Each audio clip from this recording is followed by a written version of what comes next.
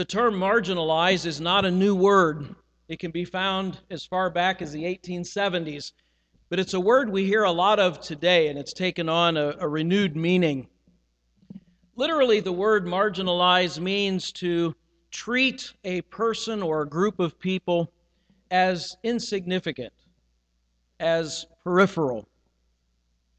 We usually hear about it today with regard to people or groups of people who are shunned, who are isolated because of their ethnicity or their gender or perhaps their lifestyle. Here in John chapter 4, we meet an individual who was marginalized, who was isolated by her community for all three of those reasons. John introduces the scene in John chapter 4, beginning in verse 1. The Pharisees heard that Jesus was gaining and baptizing more disciples than John, being John the Baptist, although in fact it was not Jesus who baptized, but his disciples. When the Lord learned of this, he left Judea and went back once more to Galilee. Now he had to go through Samaria. I want to stop right there. Those of you that may be familiar with the geography of the New Testament know that Galilee, Samaria, and Judea were in a straight line, north to south. If there had been a highway back then, it would have just gone straight through. If you had put Jerusalem to Galilee on your GPS back then and had it take you the most direct route, it would have told you to go straight north, right through Samaria. So it would only make sense to us that you would go through Samaria to get to Galilee. But in those days, it wasn't done. Good, outstanding Jews would go all the way out and around Samaria. They would cross the Jordan River, go miles out of their way not to go through Samaria. Because, as we're going to see, they didn't want anything to do with the Samaritans. They didn't even want to walk on their ground. They were certainly the marginalized people of that day. They were isolated from the Jewish people. This goes back to their history. Back in the Old Testament, those of you may be familiar with the story of how the nation of Israel divided. Much like our country divided back in the 1860s. There was a northern kingdom and a southern kingdom. And in this case, the southern kingdom, called Judah, retained the national capital of Jerusalem. The northern kingdom, which retained the name Israel, had to build their own. And so they built a city called Samaria. And that's where the capital of the northern kingdom was. Now, in time, the northern kingdom was defeated by the Assyrian Empire. And the Assyrians, as was their practice, would take people from other defeated lands and transplant them into this defeated land. So while there were some Israelites left, there were also foreigners brought in and made to live among them. And in time, they began intermarrying with them. And what arose was this nation of half Israelite, half Gentile, what the Jews would call half-breeds, that had their own culture and their own religion, their own way of life, to the point that the Jews didn't want anything to do with them. So, for John to write, it was necessary for Jesus to go through Samaria. He wasn't speaking geographically. He was speaking spiritually.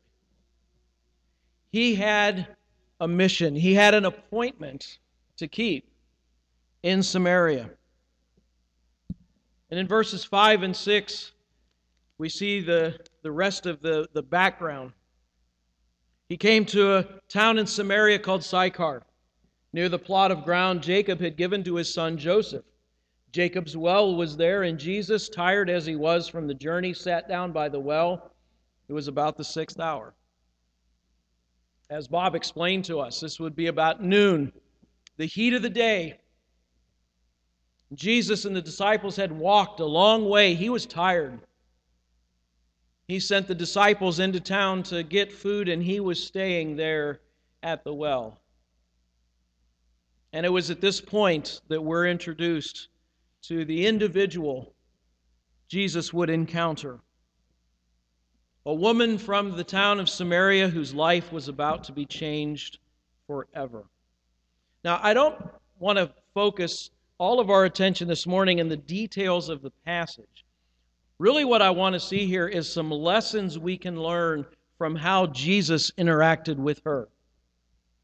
Lessons that we can then apply in our lives as we interact with individuals who don't know Jesus, particularly those who have been isolated, those who are shunned by their community, or more significantly, shunned by the church. People that good Christians shouldn't be seen with. Jesus gives us some very clear and applicable lessons that we can learn. The first one is that Jesus started a conversation. Look at verses 7 through 9. When a Samaritan woman came to draw water, Jesus said to her, "Will you give me a drink?" His disciples had gone into the town to buy food. The Samaritan woman said to him, "You're a Jew, and I'm a Samaritan woman. How can you ask me for a drink?" John adds here, "For Jews do not associate with Samaritans." Literally, the Greek says, Jews don't use dishes that Samaritans use. So when Jesus asked for a drink, he was going to be using the scoop out of the Samaritan woman's hand. And that just wasn't done.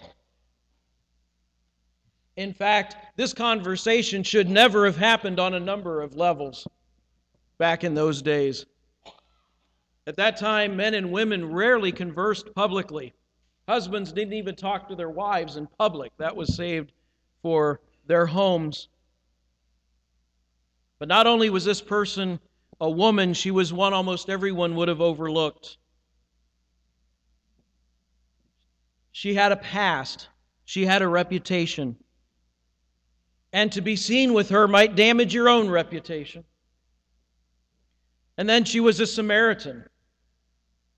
I'm sure Jesus was taught from his early days, you don't have anything to do with Samaritans. You don't talk to them. You avoid them as much as possible. We would say today that she was marginalized due to her ethnicity, her gender, and her lifestyle. 3 strikes. She's out. And that's the way most people looked at her. She knew that. That's why she would come at the heat of the day by herself instead of joining the other women of the village that would go out in the morning or the evening to draw water. But I want you to notice that Jesus did not give up his ethnic or cultural identity to minister to someone of a different race and a different culture. His willingness to engage her socially by drinking water from a cup opened the door for him to reach her spiritually. And we should never ignore or reject the humanity of people that are different than us as we share with them the good news of the gospel. This is very much a break from the status quo. We would say this was very politically incorrect for Jesus to do, much like my tie this morning. Politically incorrect. Not a bad thing sometimes. And Jesus was not afraid to break those social mores, so to speak. He never acted immorally. He never broke God's law. He did not compromise his morality, but he was not afraid to go against what people thought was proper. And what people would have said in those days was, you don't talk to her. She's a woman. She's a Samaritan. And she's immoral. You're a man, a Jew, and you're the Holy Son of God. You couldn't be any more different. But Jesus began a conversation. And the lesson for us is very clear. We need to have contact with non-Christians. But by and large, we ignore that lesson. Studies have shown that when a person comes to Christ, and we're talking here about an adult who comes to Jesus Christ, they're good for non-Christian contacts for about 2 years. For 2 years, they still have the guys that they ran around with or the ladies that they were socially involved with, people in their neighborhood, their families, their work, friends. But within 2 years, most Christians are so insulated within the church, they don't know anybody personally that doesn't know Jesus. We're so busy coming to church and Bible study and prayer meeting and this, that, and the other thing and fellowships, as long as it's within the church, we have nothing to do with people of the outside world. You know what the Bible calls that? Salt that's lost its savor. And it's not good for much of anything. We wonder why our churches don't grow. We wonder why we don't see more baptisms. We don't see more people coming to Christ. And quite honestly, the reason why is we're out of touch. Who do you know right now? Whose names could you put on a piece of paper that you have a decent relationship with that does not know Jesus Christ as their Savior and Lord? For some of us, it would be really hard to come up with more than one or two. We've lost touch. We're the ones doing the isolating. We isolate others, and in doing so, we isolate ourselves. Jesus reached out to this person that other people wouldn't speak to. I like how one author put it. The Holy Spirit can't save saints or seats. And that's true.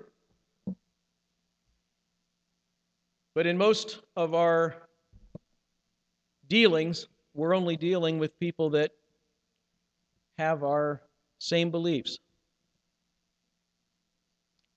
Because we're afraid. We're afraid of what other people might think. I think we're afraid that they might rub off on us. I remember when I was in first and second grade, boys did not hang around girls. Ew. They've got cooties. Blech.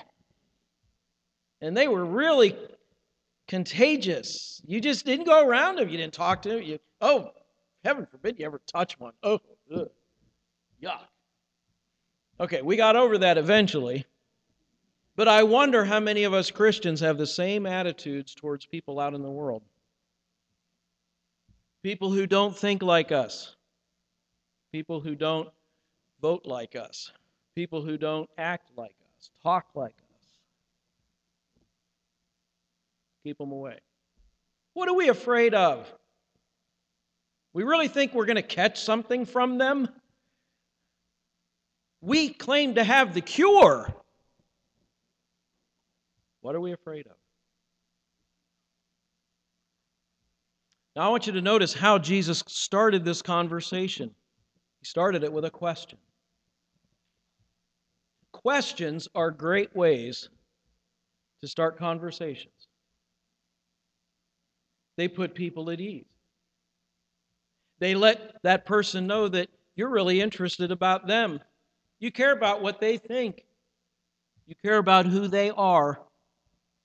Jesus was known for asking questions. The Gospels record over 300 questions that Jesus asked. Almost double the number of questions that people asked him.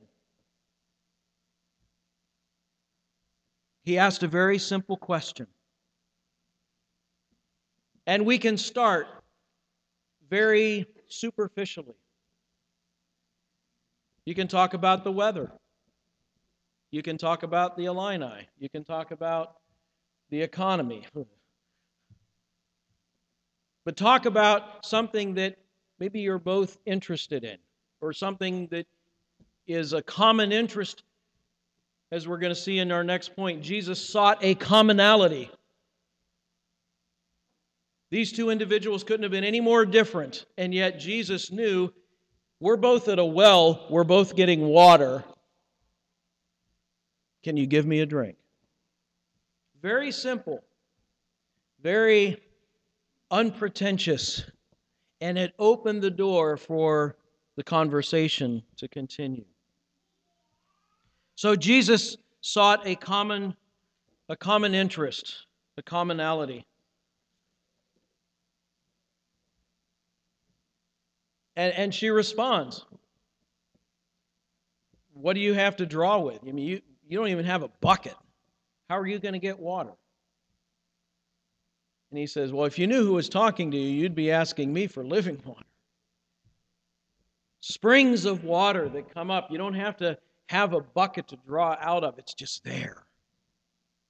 Ooh, that sounds pretty good. You know, it's kind of a drag coming out here at the heat of the day and hauling all that water. I'd love to have some living water that I wouldn't have to come into this well and draw from all the time. Jesus very subtly, very naturally allowed the conversation to progress along a common denominator. He didn't dump everything on her at once. We know how this conversation ends. Could you imagine if when the woman comes up, Jesus says, "Hi, I'm Jesus, I'm the Messiah." She'd have been gone. She wouldn't have listened to a word he had to say. But he starts off simple conversation, finds a common element that they're both interested in,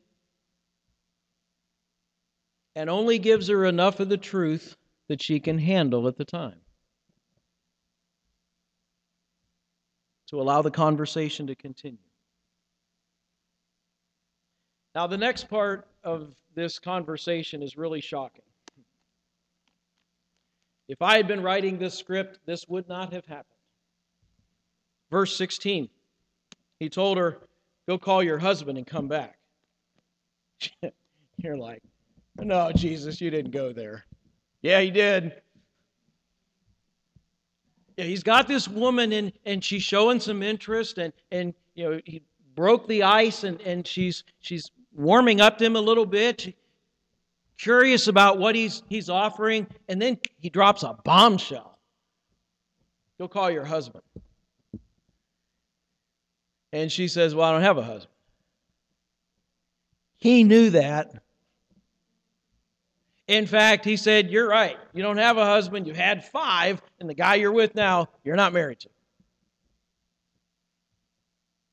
What Jesus did here was he solidified his credibility. And he did it in 2 ways. The first one is obvious. He told her something that he should not have known about her. I'm sure the first thing that flashed through her mind was, who told him?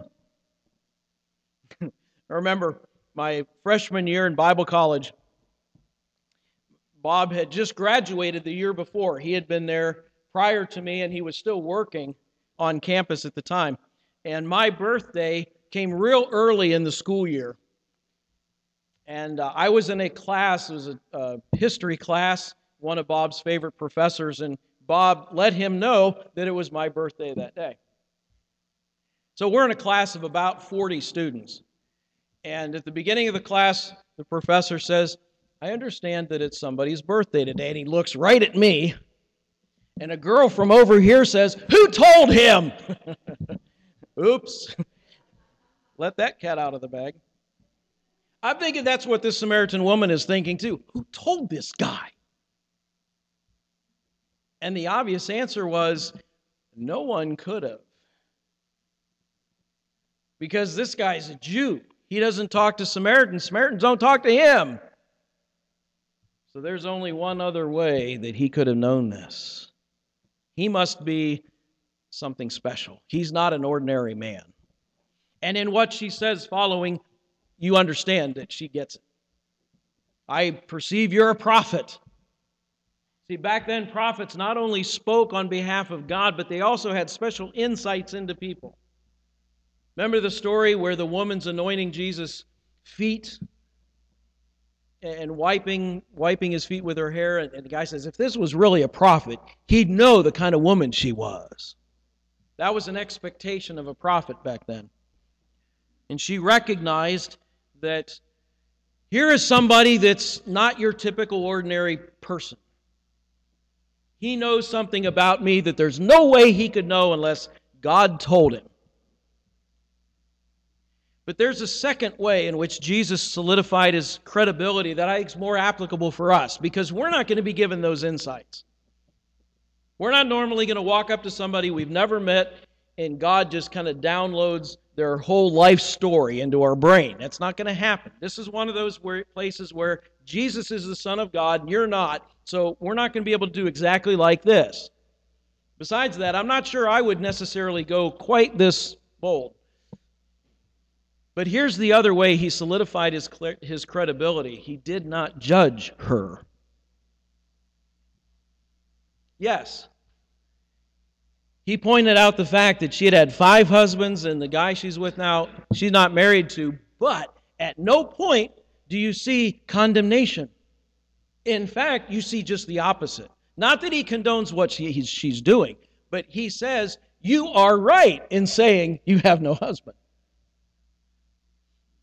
He gives her credit for at least telling the truth there.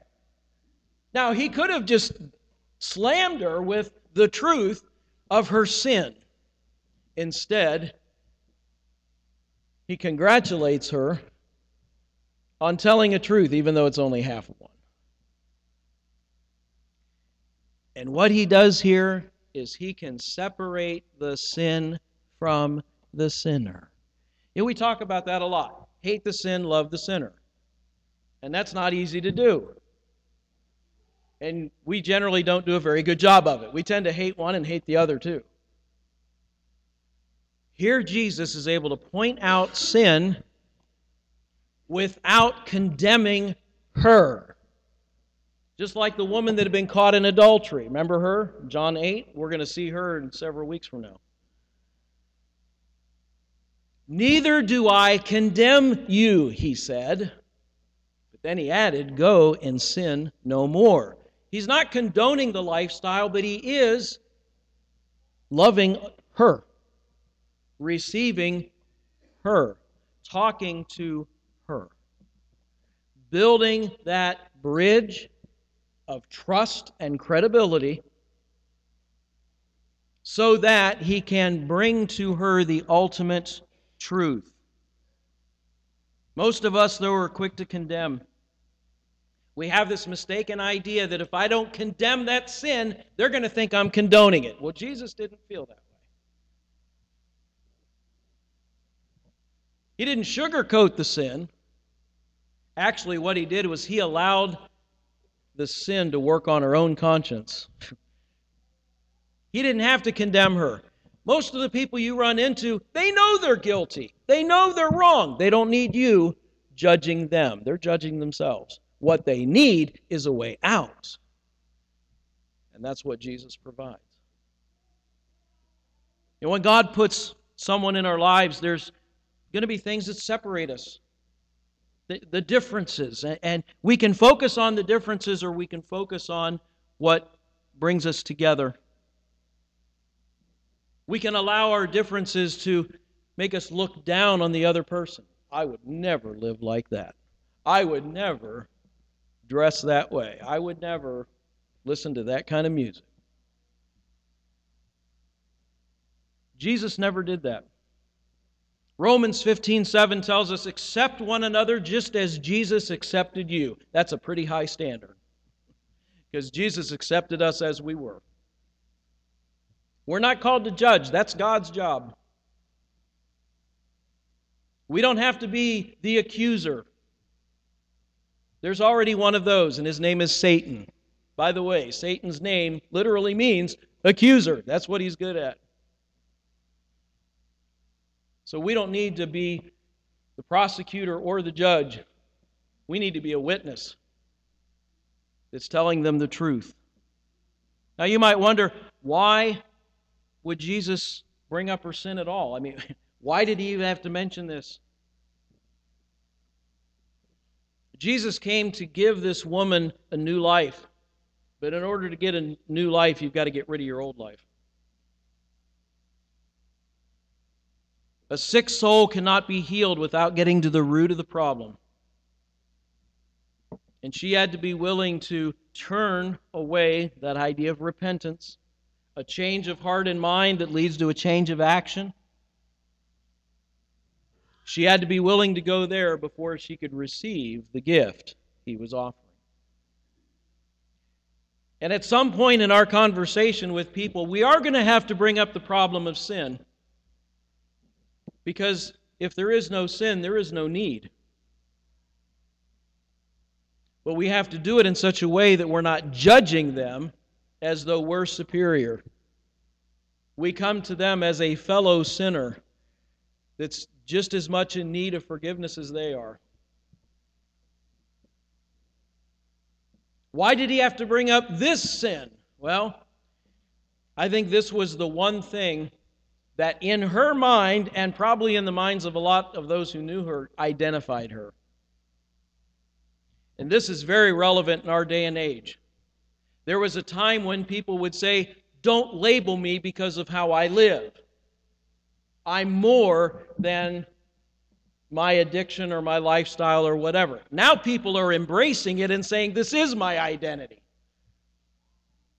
And we've got to be able to show people that no, your identity is not what you've done or what you are doing. Your identity is that you are a person created in the image of God and a soul for whom Christ died. That's your identity. That's who you are. No matter what you've done, no matter how you live, that's who you are. And that's what Jesus did for this marginalized woman, rejected because of her ethnic background, because of her gender, because of her lifestyle. Nobody wanted anything to do with her. She was a thing. She was that immoral woman. And you can put all of the nasty slang terms that they probably called her in that place. Ceases to be human. Jesus did not condemn her. He allowed her sin to condemn itself. Well, Jesus sidestepped a controversy next. In verse 19, the woman says, "Sir, I can see that you are a prophet." One of those understatement of the week. "Our fathers worshipped on this mountain, but you Jews claim that the place we must worship is in Jerusalem." What does the woman do here? Tries to totally get the conversation off the rails. It's always easier to talk about theology than to talk about our pain or our shame. And one of the interesting features of this story is how many times the woman tries to get the conversation off track and Jesus keeps bringing it back. Very subtly, very lovingly, but he doesn't allow it to go completely off the rails. Now, I don't want to get into the details of this particular debate. Just suffice it to say, when he got personal, she got theological. She brought up a controversial topic to try to get Jesus into a debate. And this can happen to us too. When we move from the superficial to the substantial and we're starting to get to the spiritual, some people are going to say, "I don't want to go there." And they're going to try to get us off track. They might ask questions like, "How can you believe that there's only one way to God?" Or, "If God is so good, how can there be so much pain and suffering?" Or, "How can a loving God send anybody to hell?" And these are questions people will ask not because they want an answer, but because they want to avoid what you've been talking about. And they think that's going to short circuit the whole conversation. Notice what Jesus does, though. He gently and briefly dealt with her confusion, but he brought it back to the spiritual issue. The problem isn't where you worship, it's how you worship. The problem isn't geographical, it's spiritual. And it gets back to his main subject. And then finally, Jesus secured a connection. Notice in verses 25 and 26. The woman said, I know that when the Messiah, or the Christ, comes, he will explain everything to us. Then Jesus declared, I who speak to you am he. The New Living Translation puts it this way. Jesus turned to her and said, I am the Messiah. Now, I really like the NIV. I really like the New Living Translation, but they both missed it on this one. Because there is no he in the Greek. Literally what Jesus said was, I who speak to you, I am. That's it. And we know the significance of I am. She would have known it too. I am is the name of God. That's Yahweh back in the Old Testament. When Moses asked, what is your name? And God said, you tell them I am that I am. Tell them I am sent you. And that's what Jesus said here. He didn't simply say, I am the Messiah. That was what she said. He said, I am. Meaning, I am God. And this is the whole truth. And what Bob said earlier is right. There is not a more clear declaration of who Jesus is than right here. There was another time when speaking to the Jews, Jesus said, before Abraham was, I am. They picked up stones to stone him. It wasn't for poor grammar. They knew exactly what he was saying. You're claiming to be God. To which Jesus said, that's right. What are you going to do about it? He gives her the truth. He secures the connection between the water from the well, the living water, to who Jesus is. And that's where we've got to go. It's great to start a conversation with someone who might not be a believer. It's great to get that commonality, to secure your credibility. You can do all those things, but if you don't get to the connection of their need and Jesus is the answer, we've fallen short. Jesus secured that connection. Now, this beautiful story portrays Jesus as a person who ignored social barriers that were common in his day based on gender and ethnicity and even religion. And you find that the people Jesus often spoke to, the people Jesus often interacted with, were the outcasts. They were the pariahs of society. They were the ones nobody wanted anything to do with. They were the marginalized of their day.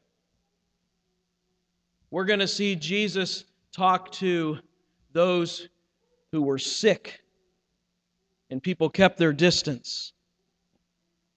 Those who were not Jewish, of a different ethnic background.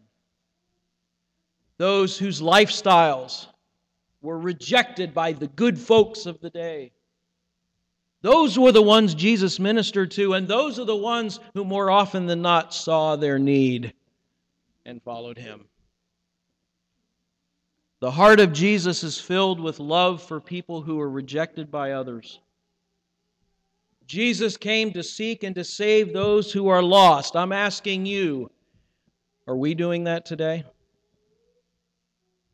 Are we intentionally going out and meeting people where they are instead of inviting them to church? I don't know if you've noticed lately, but people aren't busting the doors down to come to church. Have you noticed that? It's not a matter of if you build it, they will come. They ain't coming. First word of the Great Commission is go. Go to where they are. Start a conversation. Find that common ground. Establish your credibility, that you care about them, that they are meaningful to you. And then make that connection with the truth. Bring them to Jesus. I want to ask you again, how many people do you know that don't know Jesus? Let me rephrase that. How many people do you know today that are isolated by their communities or isolated by Christians? How about someone of an ethnic minority in our community? How about a member of the LGBTQ plus community? How about a person that's addicted to alcohol or drugs? Maybe a person with lots of tattoos or piercings. Maybe an atheist who doesn't vote the way you do in November. Are we going to treat them like they've got cooties? We going to keep our distance from them, or are we going to go to them and bring the gospel of Jesus Christ to them? Whoever that person might be, they have two things in common with you. They're a person created in the image of God, and they're a person for whom Christ died. And that makes them valuable. That makes them worth your time, your attention, your interest, your compassion. That makes them worth risking your reputation to be seen talking to them, risking the rejection that they might throw in your face. They're worth it. Are we willing? Jesus was. Are we?